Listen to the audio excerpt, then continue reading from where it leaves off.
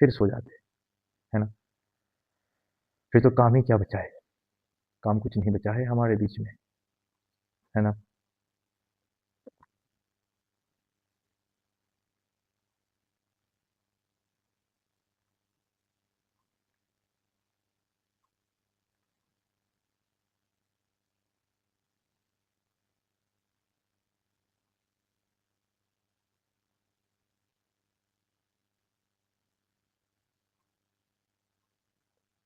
हम्म, कितने प्रकार के लॉ है, तो बोलता है 4 प्रकार के लॉ है।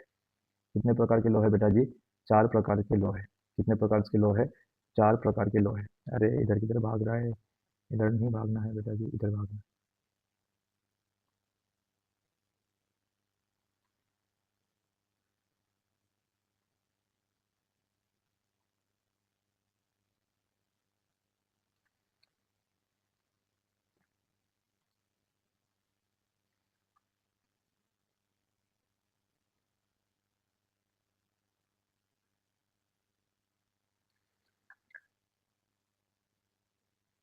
Types of law, types of law, ठीक है।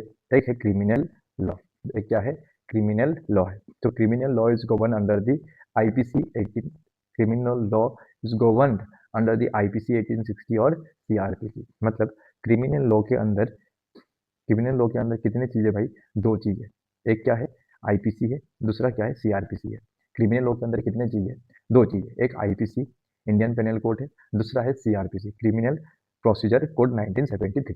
Criminal law is govern under the 2 act, एक इंडियन पेनल कोड के अंदर, दूसरा क्रिमिनल प्रोसीजर कोड के अंदर, है ना। सर आईपीसी में क्या लिखा हुआ है, आईपीसी में लिखा हुआ है भाई क्राइम क्या होता है ना, उसका डेफिनेशन कहाँ पे लिखा हुआ है, क्राइम कहाँ क्या होता है ना, क्राइम का नेचर क्या है, और ये क्राइम करोगे तो पनिशमेंट क्या होगा, क्राइम करोगे तो पनिशमेंट क्या होगा, क्राइम का नेचर क्या है, क्राइम का डेफिनेशन क्या है, वो सारी की सारी चीजें कहाँ पे लिखा हुआ है, इंडियन पेनल कोड में लिखा हुआ है। क्रिमिनल लॉ के अंदर 2 चीज आते हैं, एक इंडियन पेनल कोड आता है, दूसरा आता है सीआरपीसी। कितने चीजें आते हैं क्रिमिनल लॉ के अंदर, 2 चीजें। कितने चीजें आते हैं बेटा जी, 2 चीजें, एक इंडियन पेनल कोड आता है, दूसरा आता है CrPC. Sir Indian penal code में क्या लिखा हुआ है, इंडियन पेनल कोड में लिखा हुआ है कि भाई क्राइम मतलब क्या है, क्राइम का डेफिनेशन लिखा हुआ है, क्राइम का नेचर लिखा हुआ है, और अगर व्यक्ति ये वाला क्राइम करेगा तो उसको कितना पनिशमेंट होगा, ये कहाँ पे लिखा हुआ है, ये लिखा हुआ है इंडियन पेनल कोड में। से फॉर एग्जाम्पल अगर एक व्यक्ति मर्डर करेगा, तो ये मर्डर जो है ना वो क्राइम है, मर्डर क्राइम है, ये कहाँ पे लिखा हुआ है, इंडियन पिनल कोड पे लिखा हुआ है। अगर कोई व्यक्ति मर्डर करेगा तो उसको 14 ईयर्स का जेल का सजा होगा या फिर फांसी में चढ़ाया जाएगा, ये कहाँ पे लिखा हुआ है, ये पनिशमेंट कहाँ पे लिखा हुआ है, ये लिखा हुआ है इंडियन पिनल कोड पे, ठीक है ना। सर लिखा हुआ है वहाँ पे। अब sir defines the procedure for executing the punishment of the crime, executing the punishment of the crime का मतलब क्या है ना, सिर्फ लिखने से काम चलेगा क्या, सिर्फ लिखने से काम चलेगा क्या, जैसे मैंने शुरुआत में बोला था, सिर्फ लिखने से काम चलेगा नहीं, एग्जीक्यूट भी तो करना पड़ेगा। तो सर लिखा कहाँ पे है, आईपीसी में लिखा हुआ है, आईपीसी में लिखा हुआ है। अब सर इसको पनिशमेंट कैसे देना है, जैसे फॉर एग्जांपल एक व्यक्ति ने मर्डर किया है, अब इसको पनिशमेंट कैसे देना है, कितने साल का सजा सुनाना है, पनिशमेंट कैसे देना है, प्रोसीजर, है ना, इसको कोर्ट पे कैसे लेके जाना है, इसको जेल तक कैसे लेके जाना है, ये प्रोसीजर कहाँ पे लिखा हुआ है, ये लिखा हुआ है क्रिमिनल प्रोसीजर कोड 1973 में। पनिशमेंट के बारे में, क्राइम के बारे में लिखा हुआ है आईपीसी में। एक व्यक्ति ने अगर मर्डर किया तो उसको सजा कैसे होगा, किस तरीके से, कौन सा प्रोसेस हमको फॉलो करना पड़ेगा, ये प्रोसेस कहाँ पे लिखा हुआ है, ये लिखा हुआ है क्रिमिनल प्रोसीजर कोड 1973 में, है ना। उसको कब जेल लेके जाना है, कितने लोग उसको जेल में लेके जाएंगे, है ना। अगर किसी व्यक्ति को फांसी में चढ़ाना है तो फांसी में चढ़ाने से पहले क्या प्रोसीजर होगा, उसको खाना खिलाएंगे कि नहीं खिलाएंगे, पानी पिलाएंगे कि नहीं पिलाएंगे, है ना। ये जो प्रोसीजर है, ये प्रोसीजर है, उसको पनिशमेंट देने का प्रोसीजर है, वो कहाँ पे लिखा हुआ है, क्रिमिनल प्रोसीजर कोड 1973 में लिखा हुआ है, ठीक है। तो क्रिमिनल लॉ के अंदर 2 चीज, एक आईपीसी दूसरा सीआरपीसी। आईपीसी में क्या लिखा हुआ है, आईपीसी में डेफिनेशन लिखा हुआ है क्राइम का, क्राइम के नेचर के बारे में लिखा हुआ है, और अगर आप क्राइम करोगे तो पनिशमेंट कितना होगा, वो कहाँ पे लिखा हुआ है, आईपीसी में लिखा हुआ है। प्रोसीजर कहाँ पे लिखा हुआ है, पनिशमेंट देने का प्रोसीजर कहाँ पे लिखा हुआ है, प्रोसेस कहाँ पे लिखा हुआ है, वो लिखा हुआ है सीपीसी सीआरपीसी में, क्रिमिनल प्रोसीजर कोड 1973 में, ठीक है ना। ये आईपीसी सीआरपीसी ये पूरा चैप्टर है, और ये एक लाइन में पूरा दिया है, नहीं समझ में आएगा, लेकिन एग्जाम पॉइंट ऑफ व्यू से भाई जितना आ रहा है उतना उसको पढ़ो और याद करो और एग्जाम में जाके लिख के आओ, ठीक है ना। सर क्रिमिनल लॉ ना, criminal law is concerned with law pertaining to the violations of the rule of law, public wrong and punishment of the same। Sir criminal law किन किन चीज़ों को कवर अप करता है, अगर आप कोई पब्लिक रॉन्ग करते हो, ठीक है ना, अगर आप कोई रूल को तोड़ते हो, है ना, तो किस कौन से वाले लॉ के अंदर आता है? क्रिमिनल लॉ के अंदर आता है। अगर आप कोई पब्लिक रॉन्ग करते हो, पब्लिक रॉन्ग मतलब जहाँ किसी को रास्ते पे मार-वार के मारते हो, पीटते हो, है ना? बहुत सारे लोग मिलके किसी एक व्यक्ति को मार रहे हैं, इसको हम क्या बोलते हैं? पब्लिक रॉन्ग बोलते हैं, है ना? तो ये किसके अंदर कवर अप होता है? क्रिमिनल लॉ के अंदर कवर अप होता है। अगर आप किसी रूल ऑफ लॉ को तोड़ते हो, जैसे हम लोगों ने पढ़ा था ना, if you will furnish an false information, है ना, if you will suppress the material fact while incorporating the company, you will be punished under section 447। So this is an criminal law. ये आप क्या कर रहे हो? क्राइम कर रहे हो, ठीक है ना। अगर आप रूल ऑफ लॉ को तोड़ते हो, आप अगर रूल ऑफ लॉ को तोड़ते हो, आप अगर पब्लिक रॉन्ग करते हो, तो ये किसके अंदर कवर अप हो जाएगा? क्रिमिनल लॉ के अंदर कवर हो जाएगा, है ना। तो क्रिमिनल लॉ क्या बोलता है कि अगर आप पब्लिक रॉन्ग करोगे, अगर आप रूल ऑफ लॉ को तोड़ोगे, तो क्रिमिनल लॉ के अंदर आता है। क्रिमिनल लॉ के अंदर, है ना, और क्या भी दिया गया है, अगर आपने, है ना, अगर आपने पब्लिक रॉन्ग किया, अगर आपने रूल को तोड़ा, तो आपको क्या भी होगा? पनिशमेंट भी होगा। क्रिमिनल लॉ में क्या लिखा हुआ है? अगर आप पब्लिक रॉन्ग करोगे तो ये गलत है, अगर आप रूल ऑफ लॉ को तोड़ोगे तो ये भी गलत है, अगर आपने गलत काम किया तो आपको क्या भी होगा? पनिशमेंट भी होगा। ये कहाँ पे लिखा हुआ है? क्रिमिनल लॉ में लिखा हुआ है। तो क्रिमिनल लॉ में क्या लिखा हुआ है? क्रिमिनल लॉ में लिखा हुआ है कि अगर आप पब्लिक रॉन्ग करते हो तो ये गलत है, इसके लिए आपको पनिशमेंट होगा, है ना। अगर आप रूल ऑफ लॉ को तोड़ते हो, लॉ के रूल्स को तोड़ते हो, तो ये भी गलत है, और इसके लिए भी आपको क्या होगा? पनिशमेंट होगा। कहाँ पे लिखा हुआ है ये सारी की सारी बातें? क्रिमिनल लॉ में लिखा हुआ है। पब्लिक रॉन्ग करना, रूल ऑफ लॉ को तोड़ना क्रिमिनल लॉ के अंदर आता है, और अगर आप क्राइम करते हो तो आप गलत काम कर रहे हो, और गलत काम के लिए आपको क्या होगा? पनिशमेंट होगा। किसके अंदर लिखा हुआ है बेटा जी? ये सारे के सारी चीजें क्रिमिनल लॉ के अंदर लिखा हुआ है। सर, कौन से चीज क्राइम के अंदर आता है? मर्डर, रेप, फ्रॉड, चीटिंग, ये सब किसके अंदर आता है बेटा जी? क्राइम के अंदर आता है, ठीक है ना। मर्डर करना, रेप करना, फ्रॉड करना, किसी को चीट करना, ये सारे की सारी चीजें किसके अंदर आता है? क्राइम के अंदर आता है, ठीक है। उसके बाद सिविल लॉ, उसके बाद नेक्स्ट जो है ना वो सिविल लॉ है। किधर गया बेटा ये? हाँ, civil law, matter of dispute between individuals और ऑर्गेनाइजेशन। अब सिविल लॉ में ना ऐसा पब्लिक रॉन्ग, ऐसा रूल ऑफ लॉ को हम लोग नहीं तोड़ते। यहाँ पे हमारे बीच में डिस्प्यूट्स हो जाता है, लड़ाई हो जाता है ना। एक व्यक्ति दूसरे व्यक्ति की बात से सहमत नहीं है, this is dispute. What is dispute means? एक व्यक्ति दूसरे व्यक्ति की बात से सहमत नहीं है, this is nothing but an dispute. So matter of an disputes between individual और organisations are dealt under civil law. आप किसी ऑर्गेनाइजेशन के प्रति आप खुश नहीं हो, हाँ, आप किसी ऑर्गेनाइजेशन के प्रति आप खुश नहीं हो सकता है कोई भी ऑर्गेनाइजेशन हो, एक्स वाई जेड, आप उसके प्रति खुश नहीं हो, मतलब आपके और उसके बीच में जो है ना माइंडसेट नहीं मिल रहा है, तभी आप खुश नहीं हो। इसका मतलब क्या है? आपके और उसके बीच में क्या चल रहा है? डिस्प्यूट चल रहा है। और ये डिस्प्यूट को रिजॉल्व करने के लिए आप कहाँ पे जाओगे? किसका मदद लोगे? आप सिविल लॉ का मदद लोगे, है ना।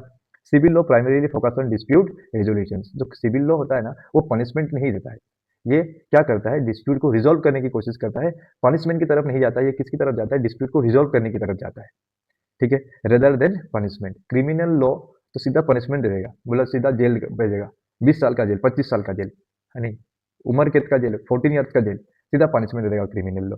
सिविल लॉ डायरेक्ट पनिशमेंट नहीं करता है, सिविल लॉ क्या करने की कोशिश करता है? प्रॉब्लम को रिजॉल्व करने की कोशिश करता है, ठीक है। तो civil law is primary focus on the dispute resolution rather than punishment, है ना।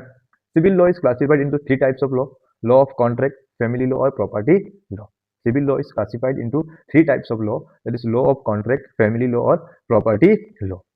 Some example of civil offences are breach of contract, non-delivery of goods, non-payment of due to the lender. These are all example of the civil offences, है ना। Contract breach हो गया, goods की delivery नहीं हुई है, पेमेंट नहीं हुआ है लेंडर को, ये सारे की सारी चीजें क्राइम, क्रिमिनल लॉ के अंदर नहीं आता है। ये किसके अंदर आता है? ये सिविल लॉ के अंदर आता है। और सिविल लॉ ना पनिशमेंट नहीं देता है, सिविल लॉ डिस्प्यूट को रिजॉल्व करने की कोशिश करता है, ठीक है ना, सॉल्यूशन की तरफ जाता है, पनिशमेंट की तरफ नहीं जाता है, ठीक है।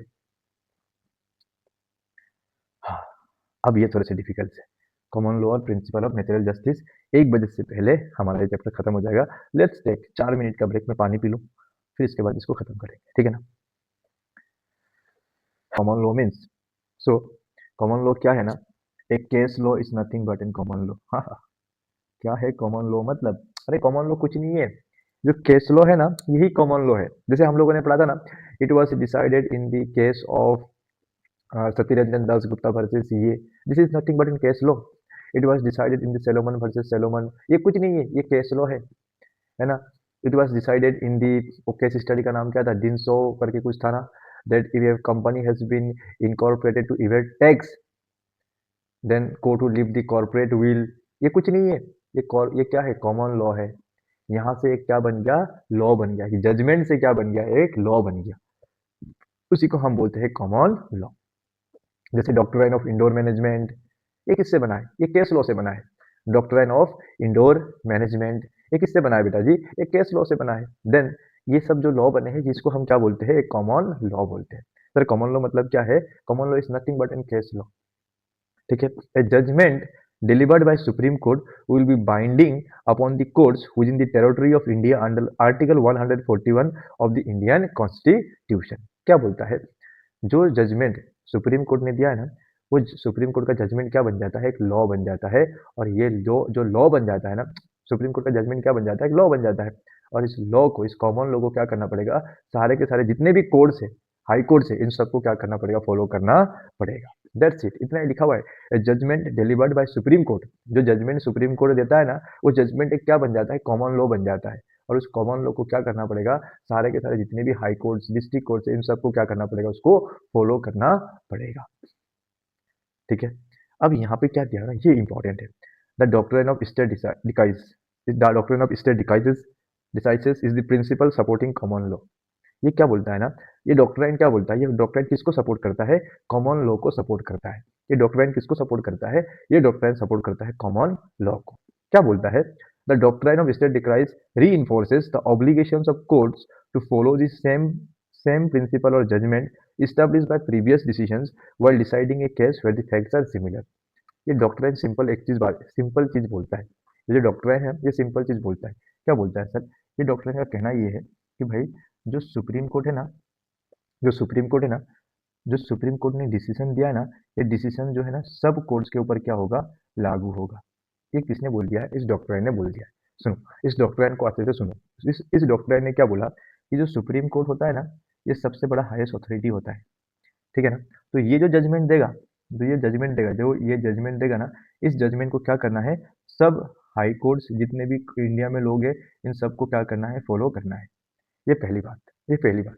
दूसरी बात क्या है ना, दूसरी बात क्या बोलता है ये डॉक्ट्राइन कहता है कि भाई इस सुप्रीम कोर्ट में से फॉर एग्जाम्पल ये सुप्रीम कोर्ट है ना। अब ये सुप्रीम कोर्ट में ना एक केस गया था, जिसमें ना एक स्टूडेंट ने एक टीचर को थप्पड़ मार दिया था। सुनो, एक स्टूडेंट ने एक एक एक एक एक टीचर को थप्पड़ मार दिया था, हाँ। और इसमें ना सुप्रीम कोर्ट ने जो है ना स्टूडेंट के फेवर में डिसीजन दे दिया। मतलब ये क्या बन गया, एक लॉ बन गया। ये क्या बन गया, एक लॉ बन गया। अगर स्टूडेंट को टीचर छेड़ता है, बहुत ज़्यादा छेड़ता है, बहुत ज़्यादा छेड़ता है, और स्टूडेंट अगर टीचर को थप्पड़ मार देता है ना, ये बिल्कुल सही करता है, बहुत सही है, बहुत अच्छा काम है ये। ऐसा किसने जजमेंट दे दिया भाई, सुप्रीम कोर्ट ने जजमेंट दे दिया। फॉर एग्जाम्पल ना, ऐसा जजमेंट नहीं देगा सुप्रीम कोर्ट, मैं एग्जाम्पल बोल रहा हूँ, ठीक है ना। अब ये क्या बन जाएगा, ये लॉ बन जाएगा। ये एक क्या बन जाएगा, लॉ बन जाएगा। अब स्टेट ये जो डॉक्ट्राइन है ये क्या बोलता है, अगर ये जो कोर्ट्स है, सुप्रीम कोर्ट के नीचे जो कोर्ट्स है, अगर इन कोर्ट में से फॉर एग्जाम्पल ये जो सुप्रीम कोर्ट के नीचे जितने भी कोर्ट्स है ना, अगर इन कोर्ट्स में ना सिमिलर तरीके का केस चला गया, सिमिलर तरीके का क्या चला गया, केस चला गया, जिसमें फैक्ट बिल्कुल सेम है, जो फैक्ट यहाँ पे था ना, जो फैक्ट यहाँ पे था ना, यहाँ पे भी सेम फैक्ट है। मतलब यहाँ पे भी वैसा ही हुआ था कि एक स्टूडेंट ने एक टीचर को थप्पड़ मार दिया था, और फैक्ट कहानी जो है ना वो सिमिलर है, कि उस टीचर ने उस स्टूडेंट को छेड़ दिया था, उसके बाद उस स्टूडेंट ने उस टीचर को थप्पड़ मार दिया था, कहानी बिल्कुल सेम है। तो यहाँ पे क्या कहता है ये डॉक्ट्राइन, अगर तुम्हारा कहानी सेम है, वो जो सुप्रीम कोर्ट ने डिसीजन दिया था ना, उस डिसीजन के साथ, उस डिसीजन में जो कहानी था, उस केस स्टडी में जो कहानी था, अगर वो कहानी इस वाले केस स्टडी के साथ, इस वाले केस के साथ अगर मिलता जुलता है ना, देन ये वाला जो कोर्ट है, देन ये वाला जो कोर्ट है, इस कोर्ट को ना, इस कोर्ट को ना, इस कोर्ट को सुप्रीम कोर्ट के डिसीजन को क्या करना पड़ेगा, फॉलो करना पड़ेगा। सिंपल यही बोला है ना। प्रिंसिपल और judgment established by the previous decisions while deciding a case where the facts are similar, where the facts are similar। जैसे कि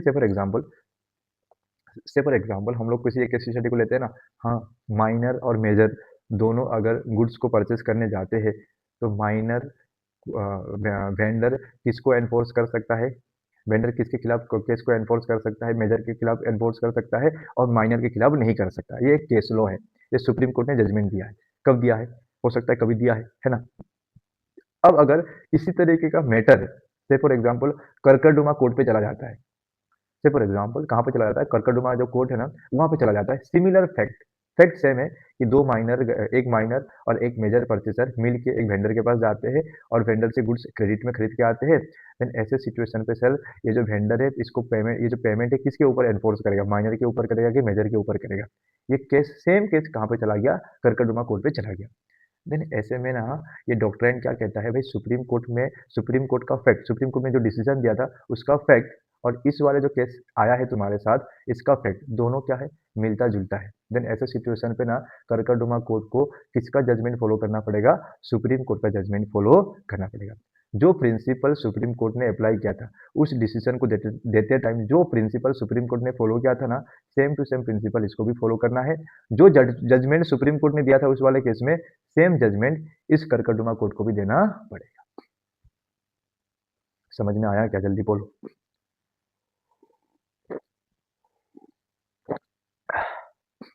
जल्दी बोलो क्या ये समझ में आया। याद करवाने की कोशिश करूंगा, अपने पास है टाइम थोड़ा बहुत, ठीक है ना, करते। Sir a judgment delivered by supreme Court, पहला point, a judgment delivered by the Supreme Court will be binding upon the courts within the territory of India. The judgment delivered by Supreme Court will be binding upon the court within the territory of India, है ना। A judgment delivered by the Supreme Court will be binding upon the courts within the territory of India, ये पहला point है। A judgment delivered by Supreme Court will be judgment delivered by Supreme Court will be binding upon the courts within the territory of India। पढ़ो मेरे साथ ही, इसके दो point से भी बचे हुए हैं, याद करते हैं फिर निकलते हैं यहाँ से, ठीक है। A judgment delivered by the Supreme Court will be binding upon the courts within the territory of India. A judgment delivered by the Supreme Court will be binding upon the courts within the territory of India under Article 141 of the Indian Constitution. दूसरा, the doctrine of stare decisis is the principle supporting the common law। ये doctrine किसको support करता है, the doctor, जो मेरे pronunciation नहीं हो रहा अच्छे से, the doctrine of stare decisis is the principle supporting the common law. ये डॉक्ट्राइन किसको सपोर्ट करता है बेटा जी, कॉमन लॉ को सपोर्ट करता है। ये जो प्रिंसिपल है, जो डॉक्ट्राइन है, किसको सपोर्ट करता है, ये कॉमन लॉ को सपोर्ट करता है। ये जो डॉक्ट्राइन है किसको सपोर्ट करता है, कॉमन लॉ को सपोर्ट करता है। This doctrine supports the common law. Doctrine supports the common law. Doctrine supports the common law. बस इतना याद रखना है। पहला पॉइंट में क्या याद रखना है, जजमेंट जो हाई कोर्ट सुप्रीम कोर्ट ने दिया है, this has to be followed by the every court, this are binding upon the courts within the territory of India. India के अंदर जितने भी कोर्ट्स है उन सब के ऊपर क्या है, लागू है। जो सुप्रीम कोर्ट डिसीजन देता है ना वो कोर्ट्स जितने, वो जो डिसीजन है उस जितने भी कोर्ट्स है इंडिया के अंदर उन सब के ऊपर लागू हो जाता है, ठीक है ना। कौन से आर्टिकल के तहत, 141 ऑफ द इंडियन कॉन्स्टिट्यूशन के तहत। उसके बाद सर ये डॉक्ट्राइन क्या बोलता है, ये डॉक्ट्राइन बोलता है कि भैया the obligations of the court to follow the same principle और judgment, the obligations of courts to follow the same principles और जजमेंट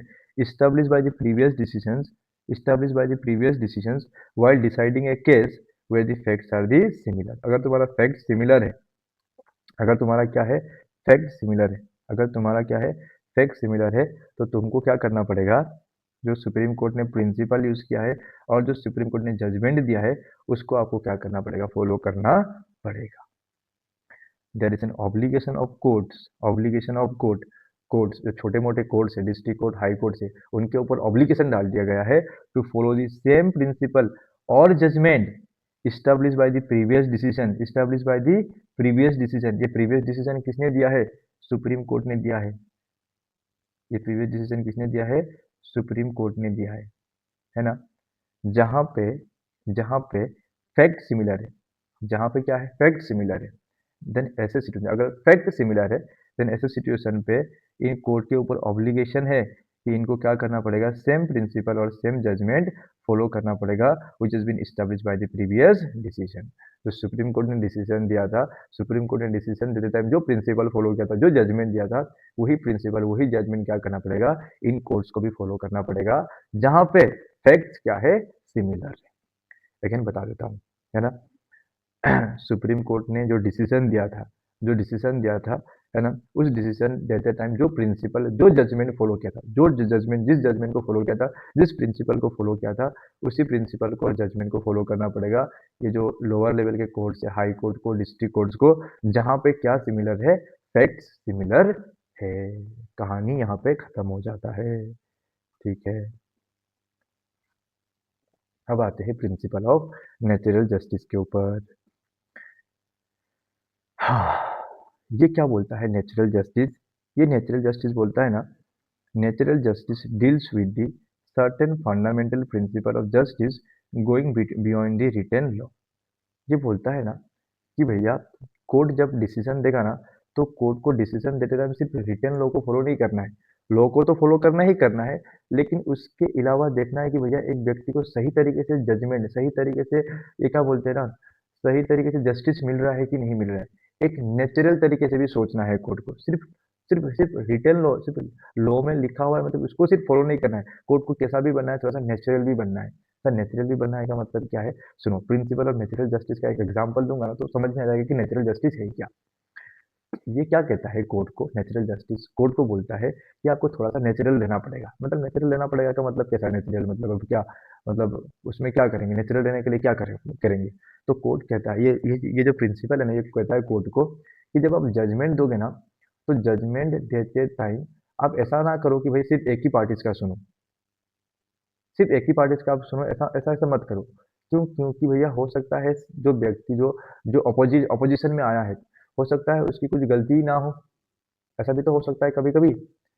देन ये प्रिंसिपल कहता है जब आप जजमेंट देते हो ना, तो आप क्या करो, दोनों पार्टीज का पहले सुनो, दोनों पार्टीज क्या कह रहे हैं पहले सुनो, उसके बाद आपको क्या दो, जजमेंट दो। से फॉर एग्जाम्पल कोर्ट क्या है ना, से फॉर एग्जाम्पल मेरे बीच में और तुम्हारे बीच में लड़ाई है, अब कोर्ट को पता है कि मेरी गलती है, कोर्ट को पता है कि मेरी गलती है, कोर्ट ने देख भी लिया कि हाँ मेरी गलती है, ठीक है ना। अब कोर्ट डायरेक्ट मेरे को डिसीजन देगा ना, तो ये थोड़ा सा नेचुरल नहीं होगा। हो सकता है मैं सही हूँ, क्या पता, नहीं पता ना, है ना। हो सकता है मैं थोड़ा सा सही हूँ, है ना, अगर मुझे बोलने का मौका मिले तो क्या पता मैं थोड़ा सा सही भी निकलूँ, ऐसा भी तो हो सकता है ना। कोर्ट ने देखा, कोर्ट ने सब कुछ चेक किया, है ना। अब कोर्ट ने चेक करने के बाद कोर्ट को ये दिखाई दिया कि हाँ, कोर्ट भाई विक्रम शर्मा की गलती है, लेकिन कोर्ट ने मुझे बोलने का मौका नहीं दिया था।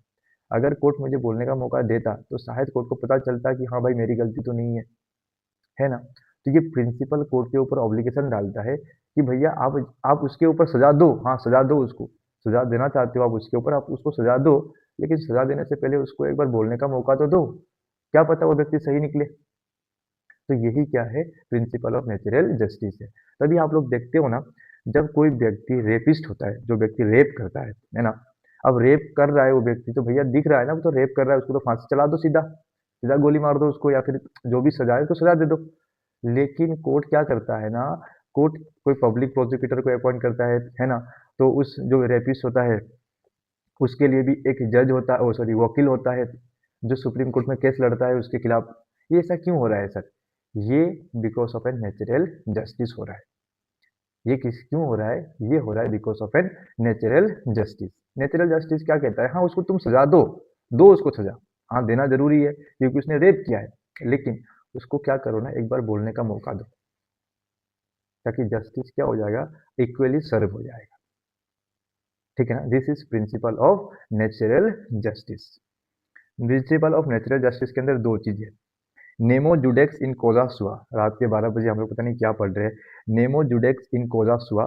दूसरा ऑडी अल्टरम पल्टरम पल्टरम, ऑडी अल्टरम पल्टरम पर्टेम, क्या है ये, ऑडी अल्टरम पर्टेम, पता नहीं क्या क्या है जो है तो पढ़ना पड़ेगा। नेमो जुडेक्स इन कोजा सुआ, और दूसरा है ऑडी अल्टरम पल्टरम। ऑडी ऑडी है, ऑडी अल्टरम हो गया और पल्टरम भी हो गया, हाँ हाँ, हो गया, क्या कर सकते हैं। सर ऑडी अल्टरम पर्टरम का मतलब क्या है, बोलता है हियर दी अदर पार्टी। ये क्या बोलता है, ये बोलता है कि भैया कोर्ट जब भी जजमेंट देगा, जब भी किसी चीज में डिसीजन देगा ना, तो उसको क्या करना पड़ेगा, दोनों पार्टीज को सुनना है और उसके बाद ही जजमेंट देना है। इसलिए आप जहाँ पर भी पढ़ते हो ना, जैसे हम लोगों ने पढ़ा था सेक्शन 8 कंपनी में, पढ़ा था हम लोगों ने सेक्शन 8 कंपनी के इसमें सेंट्रल गवर्नमेंट लाइसेंस कैंसिल करने से पहले क्या देता है, opportunity to hear, opportunity to being heard. ये पढ़ा था ना हम लोगों ने। ये क्या, ये नेचुरल जस्टिस है।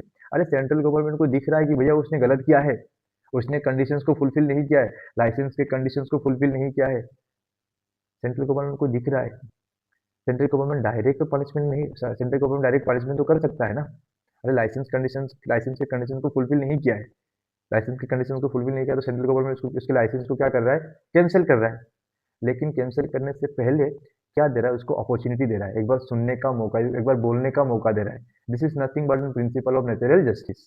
अरे इसको एक बार बोलने का मौका तो दो, क्या पता वो सही निकले, हो सकता है वो जानबूझ के कंडीशन फुलफिल, हो सकता है उससे गलती हो गई हो, वो चाहता था लाइसेंस के कंडीशन को फुलफिल करना, हो सकता है उसके उसके उसके उसके यहाँ पे ऐसा कुछ सिचुएशन आ गया हो जिसकी वजह से वो लाइसेंस के कंडीशन को फुलफिल ना कर पाया हो, कुछ भी हो सकता है ना। तो ये वाला जो नेचुरल जस्टिस क्या बोलता है कि भैया एक बार व्यक्ति को सजा देने से पहले क्या करो, उसको एक बार सुन, ठीक है ना। तो घर पे भी तुम लोगों को बोलना है, पापा मारेंगे ना तो बोलना है पापा मारो, हमको लथेर लथेर के मारो, कोई दिक्कत नहीं है, लेकिन एक बार सुन तो लो, सुन लो फिर मारो, कोई दिक्कत नहीं। प्रिंसिपल ऑफ नेचुरल जस्टिस बोलना घर जाके, ठीक है ना। जब भी तुमको मम्मी से बेलन पड़ता है ना तो बोलना है एक बार, ऐसे मत मारो डायरेक्ट, पहले बोलो, बोलने का मौका दो, फिर उसके बाद मारो, कोई दिक्कत नहीं है। प्रिंसिपल ऑफ नेचुरल जस्टिस, ऑडी अल्टरम पल्टरम, बोल देना घर पे जाके, ठीक है। उसके बाद दूसरा क्या बोलता है, नेमो जुडेक्स इन कोजासुआ, this literally means no one should be made a जज इन हिज ओन केस। इसका मतलब ये है कि ना, एक व्यक्ति को ना खुद के केस में जज नहीं होना चाहिए। मतलब इसका मतलब क्या है ना, इसका मतलब ये है कि से फॉर एग्जांपल हमारे बीच में तुम्हारे बीच में लड़ाई हो गया है, अब केस हमारे बीच में चल रहा है ना, तो हमें खुद से वकील नहीं हमें खुद से जज नहीं बनना है कि हाँ मैं तो सही हूँ, मैं सही हूँ, ऐसा मुझे नहीं बोलना है। अगर मेरी गलती है, अगर मेरे खिलाफ कोई केस चल रहा है, तो उसमें मुझे खुद डिसीजन नहीं लेना है कि हाँ मैं ही सही हूँ, सामने वाला व्यक्ति खराब है, मैं ही सही हूँ, मैं सही हूँ, मैं इस दुनिया में सही पैदा हुआ हूँ, मैं ही सही हूँ, मैं कुछ गलत काम कर ही नहीं सकता हूँ, ऐसा मैं खुद के केस पे नहीं बोल सकता हूँ। लेट द कोर्ट डिसाइड कि भैया सही कौन है, गलत कौन है। तुम खुद के मैटर पे सही गलत डिसाइड नहीं कर सकते हो, है ना। नेमो जुडेक्स इन कोजासुआ लिटरली मीनिंग क्या है, no one should be made a जज इन हिज ओन केस। अरे खुद के केस में खुद जज क्यों बन रहे हो, लेट द कोर्ट डिसाइड ना। आप कैसे अपने आप को सही गलत बोल सकते हो, नहीं, आप सही गलत अपने आप को नहीं बोल सकते हो। आप अपने आप को गलत तो नहीं, आप अपने आप को सही सही, मैं ही सही हूँ, मैं ही सही हूँ, मैं आई एम करेक्ट, मैं इस दुनिया में सही आदमी हूँ, मेरे अलावा जितने भी लोग हैं ना सब गलत है, सब जो लोग बोलते हैं ना बाकी लोग सब गलत लोग हैं, सिर्फ मैं ही सही हूँ, ऐसा मैं नहीं बोल सकता हूँ। अगर मेरे खिलाफ कोई केस चल रहा है तो इसमें मैं ऐसा नहीं बोल सकता, खुद के केस में मैं खुद ही जज नहीं बन सकता हूँ, है ना। लेट द कोर्ट डिसाइड कि भैया सही कौन है, गलत कौन है, ठीक है। उसके बाद लास्ट पॉइंट है, a judgment can override common law but it cannot change the statute. क्या बोलता है, a judgment can override the common law but it cannot change the statute. इसका मतलब क्या है ना, इसका मतलब सिंपल ही है, एक सुप्रीम कोर्ट का जजमेंट, एक सुप्रीम कोर्ट का जजमेंट, है ना, से फॉर एग्जांपल ये सुप्रीम कोर्ट है, ठीक है ना, ये सुप्रीम कोर्ट है, ठीक है ना। अब इसमें ना क्या हुआ था ना, इसमें ये हुआ था, से फॉर एग्जांपल यहाँ पे एक व्यक्ति ने 10 लाख रुपए चोरी किया था और सुप्रीम कोर्ट ने उसको 5,000 रुपए का सजा सुनाया था। तो इसका मतलब क्या हो गया कि भाई सुप्रीम कोर्ट अगले केस में अगर फैक्ट सेम है तो डिसीजन कितने का सुनाएगा, 5,000 का सुनाएगा। ऐसा हो सकता है, हाँ ऐसा ही करेगा, ऐसा ही करना चाहिए, क्योंकि अभी अभी हम लोग क्या पढ़ के आए, कॉमन लॉ पढ़ के आए। लेकिन क्या सर सुप्रीम कोर्ट ना, सुप्रीम कोर्ट ने कोई पिछला जजमेंट दिया था, 5,000 रुपये का सजा सुनाया था, अब सर सुप्रीम कोर्ट क्या सिमिलर फैक्ट अगर उसके पास आता है, वो उस जजमेंट को जो पिछली बार उसने जजमेंट दिया था ना उसको वो ओवरराइड कर सकता है क्या, तो आंसर इज यस। मतलब सर समझ में नहीं आया, से फॉर एग्जाम्पल आयुषी ने कुछ गलत काम किया था, 1 लाख रुपए चोरी किया था इसने, हाँ हाँ किया था इसने 1 लाख रुपए चोरी, तो सुप्रीम कोर्ट ने इसको 5,000 रुपये का पेनल्टी सुना दिया था, ठीक है। फिर क्रिस ने 1 लाख रुपए चोरी किया, तो क्रिस को भी 5,000 का सजा सुना दिया। फिर रिया ने भी 1 लाख रुपए चोरी की, सर इसको ना सुप्रीम कोर्ट ने 10,10,000 रुपये का पेनल्टी सुना दिया।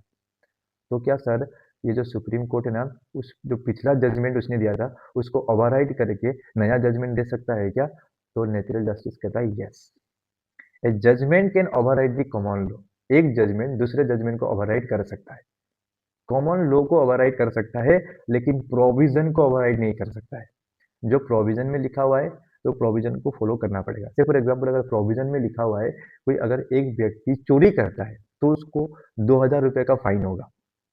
ये प्रोविजन में लिखा हुआ है, ये केस लॉ की बात नहीं कर रहा हूँ मैं, ये मैं प्रोविजन की बात कर रहा हूँ। से for example Indian contract act में कहीं पे लिखा हुआ है कि अगर एक व्यक्ति दूसरे व्यक्ति को फ्रॉड करता है, एग्जाम्पल एक व्यक्ति किसी दूसरे व्यक्ति को फ्रॉड करता है तो उसको 2000 रुपये का पेनल्टी होगा। तो सुप्रीम कोर्ट जब डिसीजन देगा ना, से फॉर एग्जाम्पल आयुषी ने मेरे साथ फ्रॉड किया है तो आयुषी को भी 2000 का पेनल्टी सुनाएगा। क्रिस ने मेरे साथ फ्रॉड किया है तो क्रिस को भी 2000 का फ्रॉड सुनाएगा। रिया ने मेरे साथ फ्रॉड की तो रिया को भी 2000 का ही पेनल्टी सुना सकता है, 2000 से ज्यादा का पेनल्टी नहीं सुना सकता है।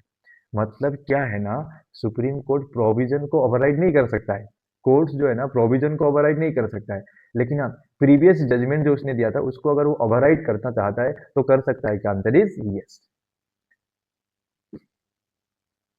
समझ में आया कि नहीं आया? डन है क्या? ठीक है, मुझे लग रहा है नेचुरल जस्टिस से क्वेश्चन आएगा पक्का। एक तो नेचुरल जस्टिस, दूसरा ये अपना प्रोसेस ऑफ मेकिंग लॉ, है ना। तो नेचुरल जस्टिस इसमें कुछ है नहीं, इसमें दो चीज आपको याद रखना है, Nemo Nemo जुडेक्स in causes कोजा Sua, Nemo जुडेक्स in causa Sua, Nemo जुडेक्स in causa सुआ। दूसरा Audi अल्टरम पर्टरम पर्टेम पर्टेम, audi alteram partem, audi alteram पर्टेम, है ना। खतरनाक नाम है भाई, ऑडी अल्टरम पर्टेम। इसका मीनिंग क्या है sir? Hear the other party. इसका मतलब क्या है? हेयर दी अदर पार्टी, भाई सामने वाले व्यक्ति को सुनो फिर उसको सजा दो। इसका मतलब क्या है? No one should be made a जज इन हिज ओन कॉज। अरे खुद को गलती कर रहे हो और खुद की गलती में खुद ही क्या बन रहे हो? जज बन रहे हो। Not allowed. Let the court decide कि तुम सही हो कि तुम गलत हो, है ना। खुद की गलती पे खुद क्या नहीं बन सकते हो? जज नहीं बन सकते। खुद गलती करोगे, खुद बोलोगे कि हाँ मैं तो सही हूँ, देखे होंगे तुम लोगों ने कुछ लोगों को, है ना। बिल्कुल अलाउड नहीं है। Literally meaning no one should be made a जज इन हिज ओन कॉज, ठीक है ना। उसके बाद a judgment can override the common law. एक जजमेंट दूसरे जजमेंट को क्या कर सकता है? ओवरराइड कर सकता है ना। But it cannot change the statue, but it cannot change the statue. पता नहीं तुम लोगों को क्या डिफिकल्ट लग रहा था यहाँ पे, इतना रोए जा रहे थे। क्या लिखा हुआ है यहाँ पे? कुछ लिखा हुआ है क्या? बताओ क्या लिखा हुआ है? कुछ तो नहीं लिखा हुआ है। Natural justice deals with the certain fundamental principle of justice going beyond the written law. मतलब क्या है? कोर्ट जब जजमेंट देगा ना तो जजमेंट देते टाइम रिटेन लॉ से थोड़ा सा ऊपर जाके सोचना है और नेचुरल तरीके से जस्टिस लोगों को प्रोवाइड करना है, बस यही बोला है, ठीक है ना। जैसे फॉर एग्जाम्पल एक जैसे फॉर एग्जाम्पल सेक्शन 8 उसमें लिखा हुआ है कि भैया अगर अगर कोई सेक्शन 8 कंपनी लाइसेंस के कंडीशंस को फुलफिल नहीं करता है तो उसका लाइसेंस कैंसिल करो। ये रिटेन लॉ है, ठीक है ना। अब ये रिटेन लॉ है, रिटेन लॉ में क्या लिखा हुआ है? If a licence condition is not fulfil cancel his licence, this is written law. लेकिन उसके ऊपर नेचुरल जस्टिस क्या है ना, नेचुरल जस्टिस बोलता है कि भैया हाँ हाँ रिटेन लॉ तो बोल रहा है कि भैया if license condition is not fulfil cancel his license, but ऊपर नेचुरल जस्टिस क्या बोल रहा है? Cancel his license, but before cancelling his license ना give him an opportunity to heard, giving an opportunity to being heard, मतलब एक बार उसको बोलने का मौका दो। This is natural justice. Written law के बियॉन्ड जाके सोचो थोड़ा सा, ठीक है। This is nothing but a principle of natural justice. Deals with the certain fundamental principle of justice going beyond the written law. Justice going beyond the written law. Justice going beyond the written law. दो चीज पढ़ना है, Nemo जुडेक्स in causa sua audi alteram partem. Nemo जुडेक्स in causa sua audi alteram partem. Nemo जुडेक्स in causa sua audi alteram partem. Audi alteram partem का मतलब क्या है sir? Hear the other party, दूसरे व्यक्ति का सुनो, उसको सजा देने से पहले उसको सुनो। नेमो जुडेक्स इन कोजा सुआ क्या बोलता है? नो वन शुल बी जज in his own case cause, cause no one should be made जज इन हिज ऑन कॉज। मतलब क्या है? खुद की गलती में खुद व्यक्ति क्या नहीं बन सकता है? जज नहीं बन सकता है। No one should be made जज in his own cause. Judgment can override the common law. एक जजमेंट दूसरे जजमेंट को ओवरराइड कर सकता है, बट प्रोविजन को क्या नहीं कर सकता है? ओवरराइड नहीं कर सकता है ना। एक कोर्ट जब डिसीजन देगा ना तो प्रोविजन को ओवरराइड नहीं कर सकता है। एक कोर्ट अगर डिसीजन देगा ना तो कभी भी प्रोविजन को ओवरराइड नहीं कर सकता है। लेकिन एक कोर्ट ने सेम जजमेंट दिया था, सेम कोर्ट सेम केस में उस जजमेंट को ओवरराइड कर सकता है। क्या आंसर इज यस, ठीक है। Judgment can override the common law but it cannot change the statute. Done है क्या? जल्दी बोलो, जल्दी बोलो। डन है? डन है क्या? रिप्लाई करो, रिप्लाई करना ज़रूरी है। Your reply are valuable for me. ठीक है।